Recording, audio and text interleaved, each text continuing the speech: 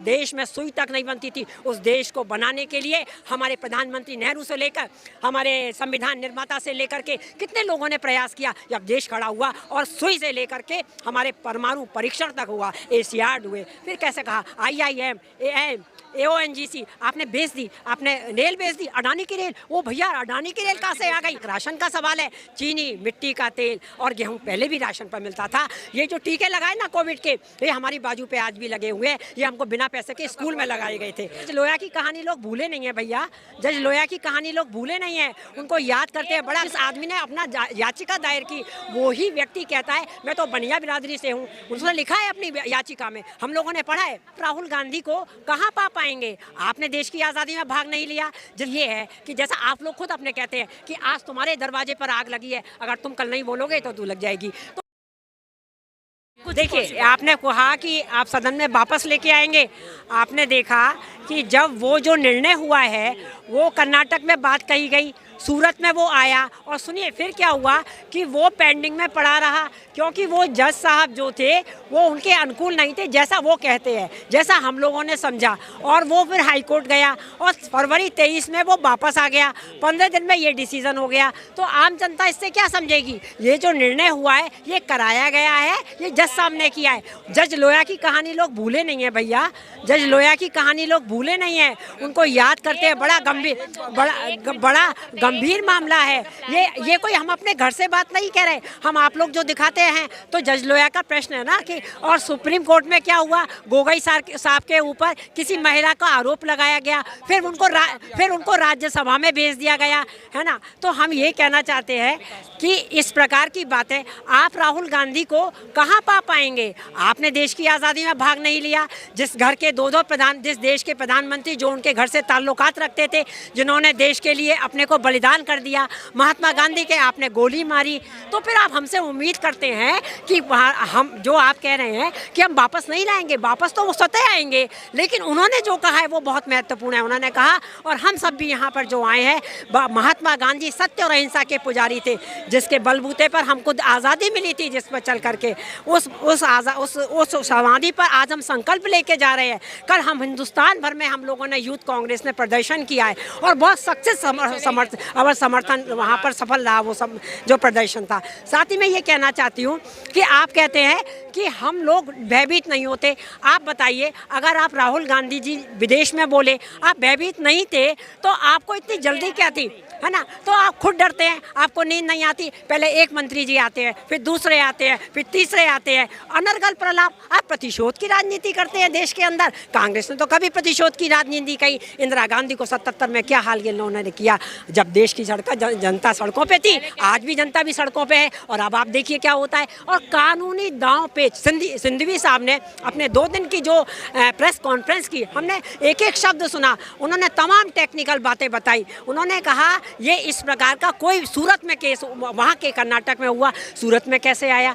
फिर हर मोदी के लिए उन्होंने नहीं कहा, एक जनरलाइज थोड़ी किया गया। और जिस आदमी ने अपना याचिका दायर की वो ही व्यक्ति कहता है मैं तो बनिया बिरादरी से हूँ, उसने लिखा है अपनी याचिका में, हम लोगों ने पढ़ा है, इस न्यूज़ में पढ़ा है। तो आप कैसे कहिए, आप कभी धर्म के नाम पर, आप जाति के नाम पर, संप्रदाय के नाम पर, जिस देश में सुई तक नहीं बनती थी उस देश को बनाने के लिए हमारे प्रधानमंत्री नेहरू से लेकर हमारे संविधान निर्माता से लेकर के कितने लोगों ने प्रयास किया। जब देश खड़ा हुआ और सुई से लेकर के हमारे परमाणु परीक्षण तक हुआ, एशियाड हुए, फिर कैसे कहा IIM, AM, AONGC आपने बेच दी, आपने रेल बेच दी, अडानी की रेल। वो भैया अडानी की रेल कहाँ से आ गई? LIC का पैसा हम लोग का था, हम टीचर हैं, हम प्रोफेसर हैं, हमने भी छोटी मोटी LIC करा रखी है और वहाँ पे लेने गए। अब कहते हैं, अच्छा एक बात मैं और कह दूँ, बहुत मज़े की बात है, ये कहते हैं कि मतलब जो अडानी के बारे में आप ही नहीं बोलते, वो कहते थे माँ के बारे, महंगाई के बारे में माँ भी नहीं बोलते,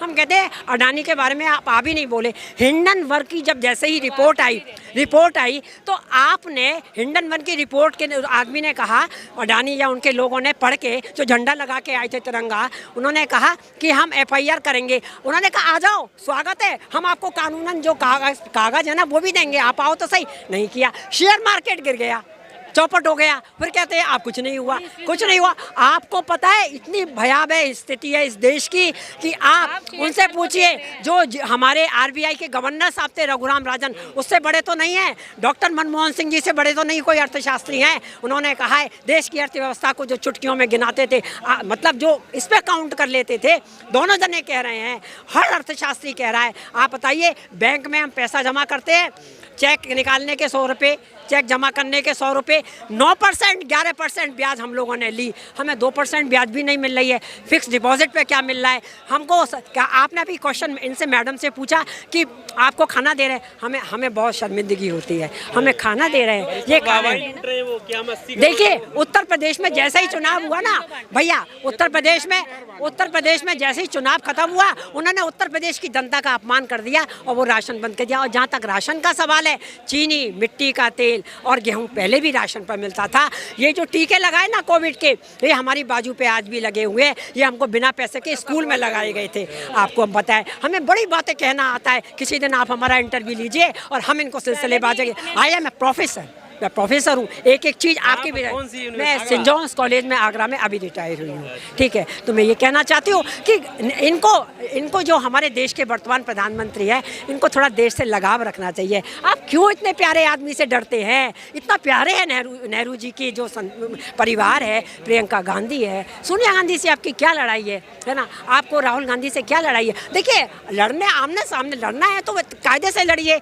सदस्यता क्या चीज़ होती है? वो तो कह रहे हैं आप मुझे कुछ भी कर दीजिए, इससे बड़ा कोई चैलेंज दे सकता है ना? आप कुछ भी करिए, फिर भी मैं जनता की। राहुल गांधी से डर गए, क्यों डर गए पता है? सुनिए, हम भी गाजियाबाद में वहाँ गए थे यात्रा में, जो भीड़ थी ना, हमको इतने धक्के पड़े कि हमने धक्का नहीं खाया, अपनी उम्र को देखते हुए दूर खड़े हो गए। इतनी अच्छी यात्रा ने 4000 किलोमीटर, एक आदमी 4 किलोमीटर नहीं चल पाता है, राहुल गांधी 4000 किलोमीटर चल रहे हैं। और सुनिए, राहुल गांधी की उसके बाद में 4000 किलोमीटर चलने पर जो जनता का प्यार मिला, जो जनता का स्नेह मिला, उसको आप कहते हैं कि कुछ नहीं हुआ। आप टी शर्ट पर डटे रहे, ठीक है, वोट वापस खत्म हो गई। आज हमने कल 11 देश तो अपनी उंगलियों पे गिने, कल 11 देशों की खबर है कि राहुल गांधी को यूएन ने सबसे पहले अपने नॉलेज में लिया। राहुल गांधी को जैसे ही यूएन ने, नहीं आपको तो सब पता है, आप तो प्रेस वाले है ना, तो सारे लोगों का हमारे पास है। मैम एक सवाल है मेरा, जिस तरह से आप कह रही हैं कि ये लोकतंत्र के लिए खतरनाक है इस तरह से सदस्यता रद्द करना, जब आजम खान की सदस्यता रद्द की जाती है तब आप लोग खड़े क्यों नहीं? देखिए, बिल्कुल आपकी बात क्वेश्चन सही है। आजम खान जी के ऊपर तो बकरी चोरी का भी केस लगाया गया है ना, बकरी चोरी का, तो वह एक हास्यास्पद स्थिति थी ना। नहीं क्यों, देखिए दमन के नहीं देखिए, ऐसा था, ऐसा नहीं है कि हम लोग अपनी बात नहीं कह रहे, लेकिन कभी कभी ऐसा लगता है जब उसे बृहद स्तर पर नहीं कहा जाता है, क्योंकि वो क्षेत्रीय दल है। हमारा अखिलेश जी से गठबंधन भी हुआ था, लेकिन वो मतलब सफल नहीं हुआ। तो ऐसा नहीं है कि हमारे मन में कोई अखिलेश जी के लिए, हम तो मुलायम सिंह जी का भी बहुत रेस्पेक्ट करते हैं क्योंकि यूपी के, लेकिन ऐसा नहीं हुआ।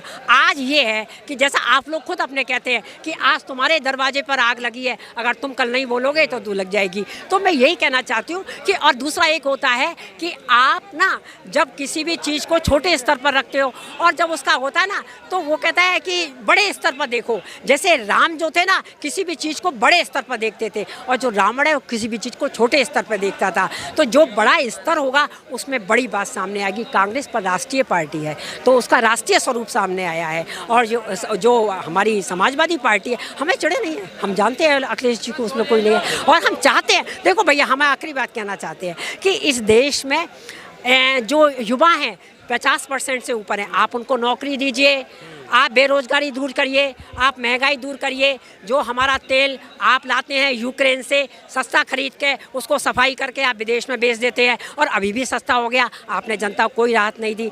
तमाम ऐसे प्रश्न हैं। आर्थिक देश की व्यवस्था, अर्थव्यवस्था बहुत ख़राब है। अगर ये ख़राब हुई तो हम कहीं भी संभल नहीं पाएंगे। ये बात मैं आज आपके बहुत छोटी सी कार्यकर्ता हूँ कांग्रेसी की, लेकिन मैं लिख के दे दीजिए, देश में 140, तो ये अपने मुँह से बोलते हैं हम 140 है, 140 है, कहते हैं 140 जनता मेरे साथ है, फिर इनके साथ कितने होंगे आप देख लीजिएगा। ज़्यादा बुरी बात हम कहना नहीं चाहते, इसलिए सबको सम्मति दे भगवान। चलिए, बहुत शुक्रिया, अच्छा लगा आपसे बात करके। तो राजघाट पर इस वक्त हम मौजूद हैं, जैसा हमने बताया शुरुआत में, और राहुल गांधी की सदस्यता को लेकर संकल्प सत्याग्रह यहाँ पर कांग्रेस कर रही है। आपको इस पूरी बातचीत को लेकर क्या कुछ कहना है, कमेंट बॉक्स का सहारा लेकर आप अपनी राय जरूर दीजिएगा। शुक्रिया। Subscribe now and press the bell icon. Never miss an update.